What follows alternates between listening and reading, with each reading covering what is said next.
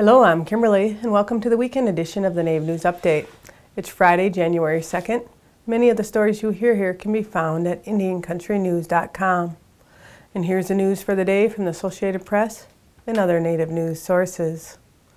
A gray wolf killed by a Utah hunter may have been Echo, a wolf who attracted national attention after she became the first of the protected animals in 70 years to visit the Grand Canyon. The unnamed hunter told Utah wildlife authorities that he accidentally shot a wolf equipped with a radio collar near the Arizona border on December 28th after he mistook it for a coyote. Information from the radio collar suggested that the wolf killed in Utah was a 3-year-old female, and Echo was the same age. Further testing is required before anything can be verified.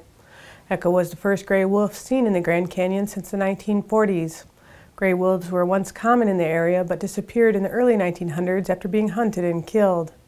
According to authorities, federal and state conservation officers who noted that the killing was a possible violation of U.S. and Utah wildlife laws are currently investigating the incident.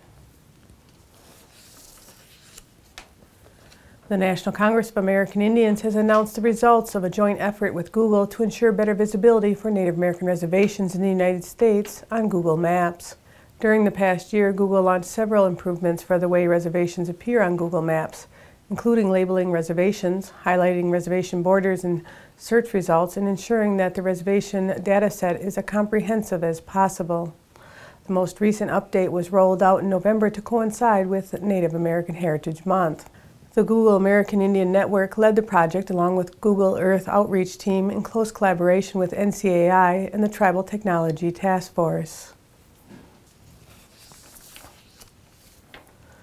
A longtime tribal judge will become Washington's only Native American Superior Court judge when she starts this month on the bench in Whatcom County. Raquel Montoya Lewis, who has been the chief judge for the Noosac and Upper Skagit tribes, was appointed to a new seat on the Whatcom County Superior Court December 15th. Montoya Lewis is from the Pueblo of Isleta and the Pueblo of Laguna in New Mexico.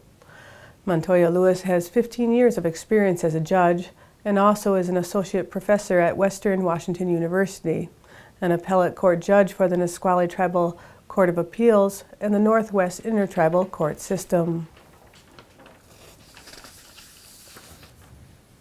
On December 29, 1890, Chief Bigfoot and hundreds of his Sioux band were murdered at Wounded Knee Creek on the Pine Ridge Reservation in South Dakota. U.S. federal agents and members of the 7th Cavalry, who came to confiscate their firearms for their own safety and protection, murdered these people in their winter camp. The massacre began after the majority of the members had peacefully turned in their firearms, yet the cavalry began shooting and did not stop until they had wiped out the entire camp. Most of the victims were women, children, and elderly. And ironically, 20 members of the 7th Cavalry's death squad were deemed national heroes and awarded the Medal of Honor. This week, riders from the Chief Bigfoot Band Memorial Ride and the Sitting Bull Memorial Riders from Standing Rock arrived at Wounded Knee on December 29th after a 285-mile journey on horseback in the snow following the footsteps of Chief Bigfoot's band of people in 1890 to commemorate the 124th anniversary of this sad day in the history of the United States. In an initiative that should further extend its reach into the larger community, the Tama Museum in January will launch an ongoing series of videos and podcasts profiling Native American arts and artists. Lauren Spears, the museum's executive director and a prominent educator and storyteller, will narrate the series Indigenous Artways. The series debuts on January 25th with 5 episodes detailing the origins and construction of dream catchers.